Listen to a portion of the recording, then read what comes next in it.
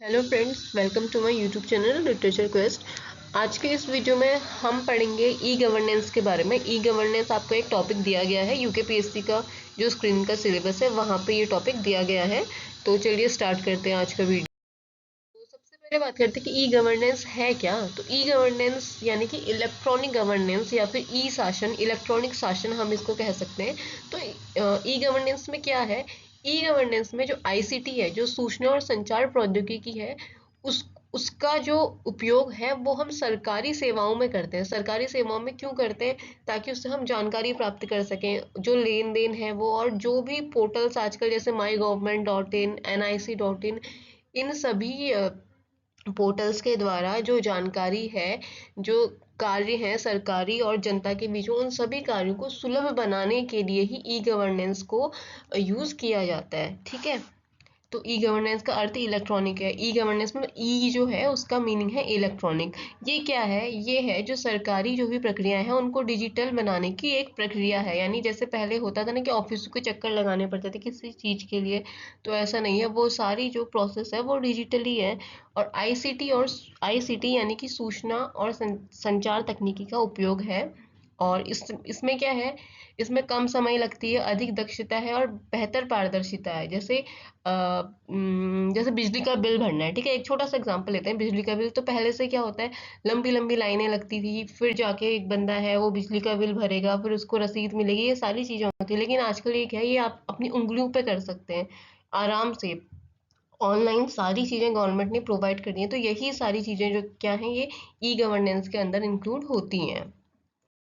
अब भारत की बात करें तो भारत में हम ई गवर्नेंस की हिस्ट्री को देखेंगे, किस तरीके से मतलब सरकारी सेवाओं को इलेक्ट्रॉनिक बनाने का कार्य किया गया। तो 1970 में क्या किया, इलेक्ट्रॉनिक्स विभाग की स्थापना हुई। और एनआईसी जो है, एनआईसी की स्थापना कब हुई? यानी कि राष्ट्रीय सूचना विज्ञान केंद्र, इसकी स्थापना हुई 1977 में। और एनईजीपी राष्ट्रीय ई गवर्नेंस योजना या फिर नेशनल ई गवर्नेंस प्लान 2006 में शुरू किया गया। और 2015 में डिजिटल इंडिया कार्यक्रम को हम एक मील का पत्थर मान सकते हैं चीज़ों को डिजिटली करने में। पहले इतनी सारी चीज़ें नहीं थी, लेकिन ये 2015 में जो डिजिटल इंडिया कार्यक्रम आया है, इसके तहत जो भी मेन मेन योजनाओं को लॉन्च किया गया है, उससे ये सारी चीज़ें बहुत आसान हो गई हैं नॉर्मल लाइफ में। और वर्तमान स्थिति क्या है, अभी क्या है कि सारी सरकारी योजनाओं का डिजिटल एकीकरण करने की कोशिश है, या फिर कुछ हद तक ये चीज़ें हो भी रही हैं। ठीक है। अगला देखते हैं ई गवर्नेंस के स्तंभ को। पिलर्स क्या हैं इसके? संसाधन, रिसोर्सेस हैं, टेक्नोलॉजी है, प्रौद्योगिकी के प्रोसेस है, एंड लोग हैं, पीपल के ही तो थ्रू ये सारी चीज़ें हो रही हैं। और जो प्रोसेस है वो है, जो रिसोर्सेस लगेंगे वो, एंड टेक्नोलॉजी, ये ई गवर्नेंस के स्तंभ हैं। अगला है ई गवर्नेंस का महत्व। क्यों है इसका महत्व? इसमें क्या होता है, पारदर्शिता आती है, भ्रष्टाचार में कमी होती है। ऑनलाइन आरटीआई लगा दो कि भाई ये काम इतने डेट तक हो जाना था, क्यों नहीं हुआ। यहाँ इस बिल्डिंग को बनाने में, कोई सरकारी बिल्डिंग एग्जांपल के तौर पे लेते हैं, अगर उसको बनाने में 1 करोड़ रुपया आया है, तो आप पूछ सकते हो कि इसकी लागत कहाँ हुई है, ये कहाँ पे खर्च हुआ। आपको अधिकार है आरटीआई के थ्रू आप सारी चीज़ें पूछ सकते हो। सुगमता, सेवाओं तक 24/7 पहुँच। जैसे मैंने बोला, बिजली का बिल आप कभी भी भर सकते हैं। या जैसे कोई पेंशन वाला जो स्कीम है, जीवन क्या बोलते हैं उसको, लाइफ सर्टिफिकेट जो देना होता है, उसके लिए वहाँ जाने की आवश्यकता नहीं। आप कभी भी अपना काम घर बैठे आसानी से कर सकते हो। समय और लागत की बचत, आपका टाइम भी बचेगा और पैसा भी कम खर्च होगा। और डेटा सुरक्षा और विश्लेषण में वृद्धि, आप अपने सारे डेटा को स्टोर करके रख सकते हो। नागरिक सहभागिता में सुधार, तो ये ई गवर्नेंस का क्या है, ये ई गवर्नेंस की इम्पोर्टेंस है कि ये क्यों इम्पोर्टेंट है हमारे लिए, इन चीज़ों की वजह से इम्पोर्टेंट है। इसके अलावा ई गवर्नेंस के प्रकार देखते हैं तो मेनली इसके 4 प्रकार होते हैं। ठीक है, government to citizen, government to business, government to government, and government to employ. तो गवर्नमेंट टू सिटीजन इसमें क्या होते हैं, मतलब जो सरकारी सेवाएं हैं उनकी जो पहुंच है वो नागरिकों तक पहुंचाना। इसका बेस्ट एग्जांपल हम कह सकते हैं आधार कार्ड है, डिजी लॉकर है, ये इसके मेन उदाहरण है। इसके अलावा G2B यानी गवर्नमेंट टू बिजनेस, व्यापार और उद्योग को ध्यान में रखते हुए, व्यापार और उद्योग में गवर्नमेंट का हस्तक्षेप किस तरीके से, जीएसटी लगा दो भाई सब चीज में 70।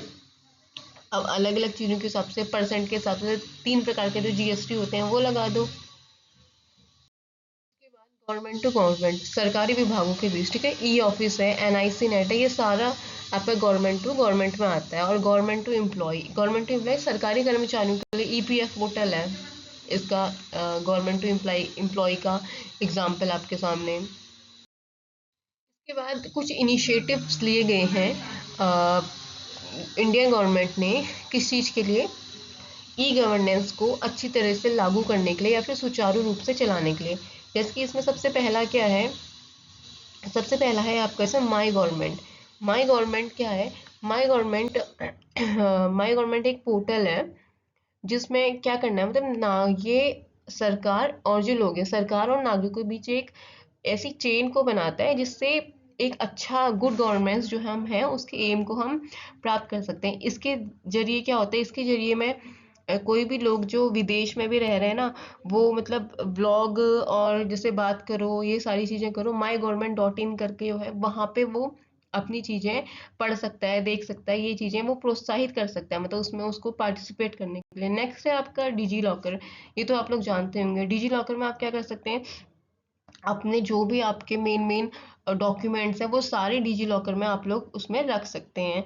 नेक्स्ट है हमारा एनएसपी या फिर राष्ट्रीय छात्रवृत्ति पोर्टल। इसमें क्या है, ये इसमें बच्चे जो हैं, जो छात्र हैं, वो किसी भी जो छात्रवृत्ति योजना है उसके तहत अपना एक उनको प्लेटफॉर्म प्रोवाइड कर दिया गया है कि इस प्लेटफॉर्म में वो अप्लाई कर सकते हैं। किसी भी कोई भी जो छात्रवृत्ति योजना आती है उसके तहत वो उसमें अप्लाई कर सकते हैं।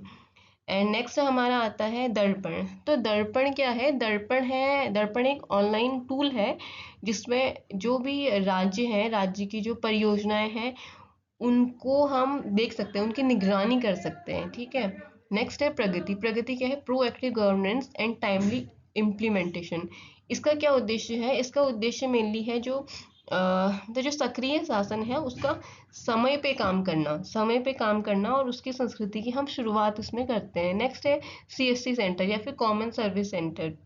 ये तो आपको पता ही होगा कि जो ग्रामीण क्षेत्र हैं उनमें सूचनाएं प्रदान करने और लोगों के लिए जो योजनाएं हैं, जैसे आधार कार्ड है या फिर कोई भी काम है, आयुष्मान कार्ड है, कोई भी चीज़ें हैं, उनको सुचारू रूप से, ताकि वो लोगों तक आसानी से वो उनका काम हो जाए और सारी जो इन्फॉर्मेशन है, जो नई नई सूचनाएं हैं वो ग्रामीण क्षेत्र में पहुंचाई जाए। इसके लिए गवर्नमेंट ने सरकारी ये कॉमन सर्विस सेंटर को खोला हुआ है, ठीक है। इसके अलावा उमंग ऐप है, ये भी गवर्नमेंट के द्वारा एक पोर्टल है। एंड इसके अलावा स्वयं है, स्वयं जो है इलेक्ट्रॉनिक एक साधन है जिसके थ्रू जो भी सामग्री है पढ़ने लिखने की और पाठ्यक्रम है वो सारी free of cost government provide करवा देता है।